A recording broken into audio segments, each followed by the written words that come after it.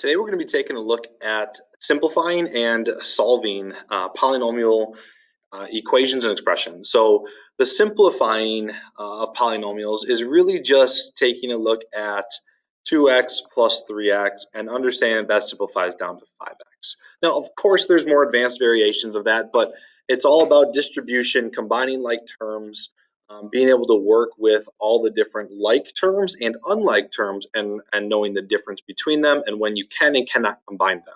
So that's simplifying. Solving is anytime we're dealing with 2x plus 3x equals 5.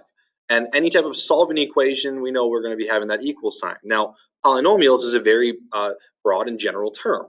A polynomial is 2x, that's a polynomial. 7x, that's a polynomial. X squared, that's a polynomial, but so is x squared plus 7x, or x to the fourth plus 9x minus 1. Those are all different polynomials. So we're going to be looking at also solving those. So generally speaking, set it equal to 0 and then solve from there. So that's really what we're taking a look at in today's video. We're not going to do really any of these simplify. We're missing an I there. We're not going to be doing any of these simplified type questions in our examples. Pretty straightforward. Just a review of some of the solving. So when we're trying to solve these equations, for the most part, they're going to be kind of basic. We'll get more challenging as we go. But 2x minus 4 equals 0. That's a standard linear equation. A linear function is a form of a polynomial. So you add 4 divided by 2. So you get 2x equals 4, x equals 2. And we know we've got our correct solution. You plug it in, you could check it. Yes, it works out, right? Pretty standard. Then we moved on to quadratics, thinking about where we kind of came along our path from algebra 1 through. But we get to quadratics, and quadratics have a lot of forms of solving here. One thing we could do is quadratic formula. That's a really good approach to it. Your go-to method should not be quadratic formula. It should be factoring. And I noticed that this can be factored to x plus 2 times x plus 2.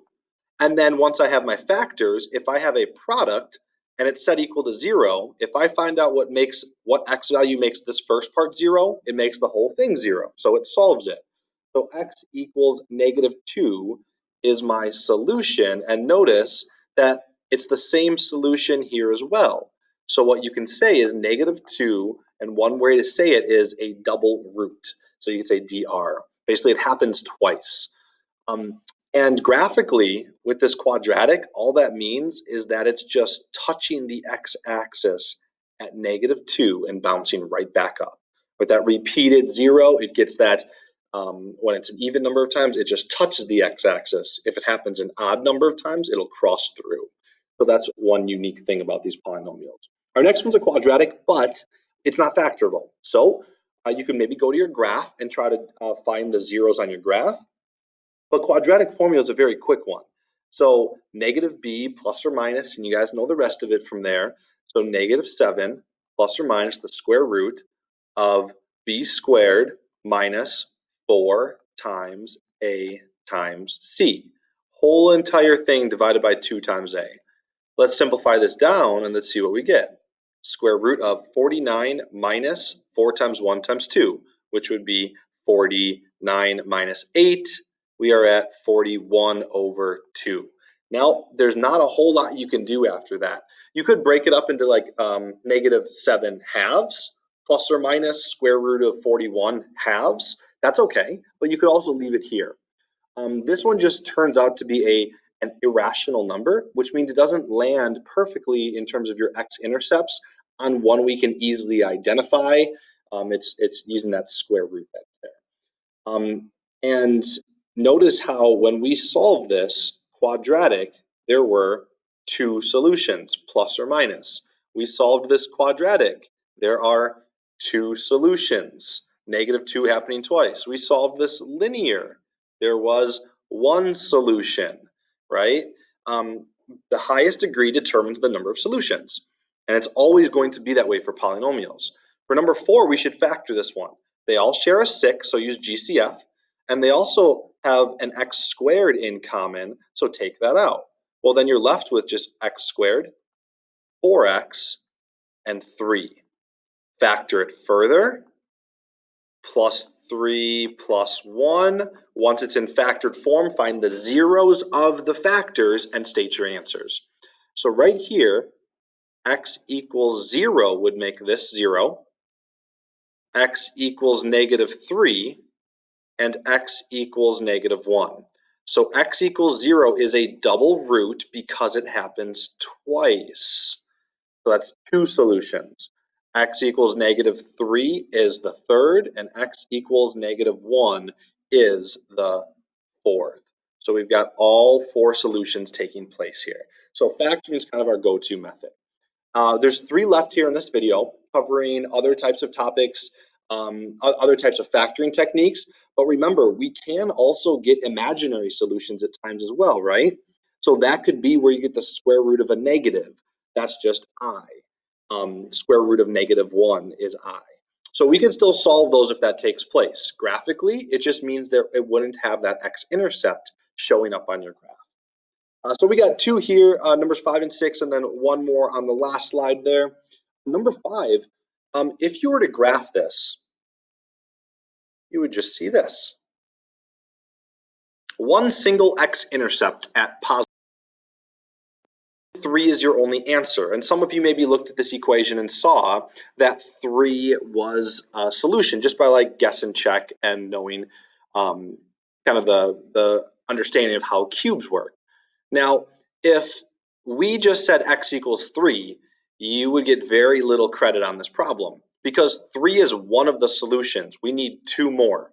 And you cannot just say, I think it's triple root. It happens 3 times. I'm just going to guess that. Like you can't just say that and just assume you're done.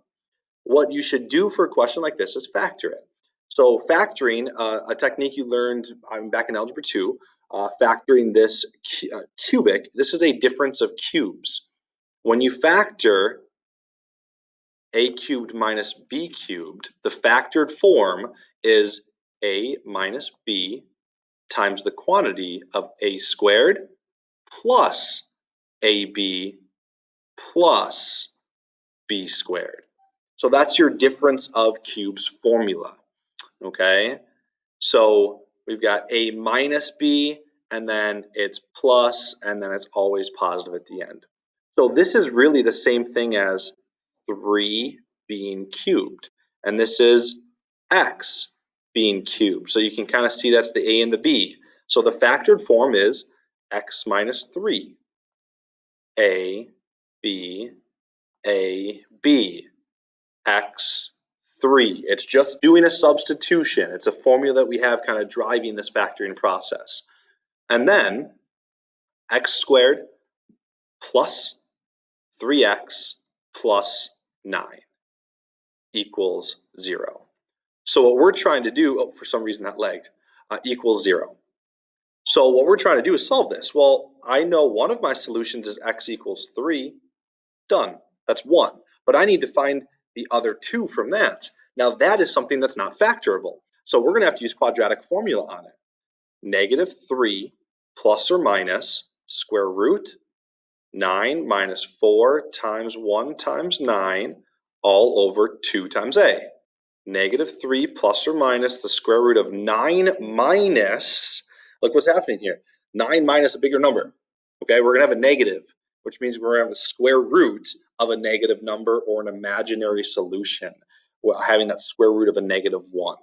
So 9 minus 36, we're going to be at -27, all divided by 2.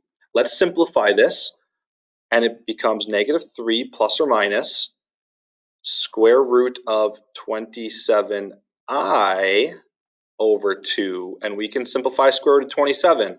That's the same thing as 9 times 3, right? So take a 3 out. Plus or minus 3 square root of 3i over 2. There's the other two solutions. So when you get something like this and it's like, okay, I can't solve it, sometimes it's going to have imaginary portions there. You can't just break it down in a normal sense or say x equals 3 is my only solution. We factor using what's called a difference of cubes. So if you need to look that up, just for the formula, there's also what's referred to as the sum of cubes. So you'll notice that one is just slightly different, a slight change variation. Okay. Two more here. Let me kind of clear some space. This one, notice it looks just like a quadratic, right? You got x to the fourth, x squared, and then just a constant.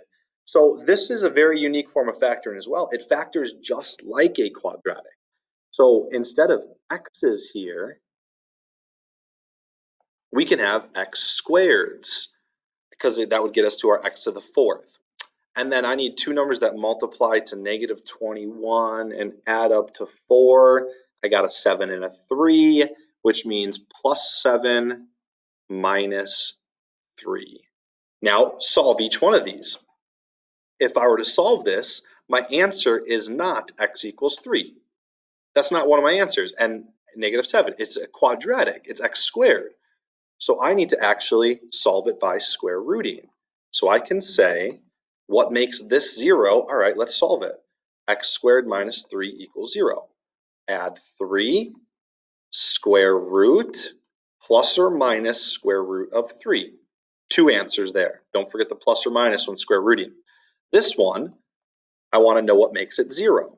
So solve it. Notice how we have a negative over there.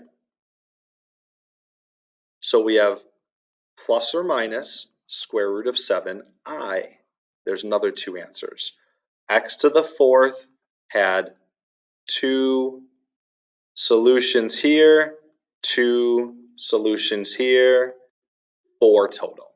Okay, so that's what's happening in one where it looks like a quadratic and you can kind of factor it like one.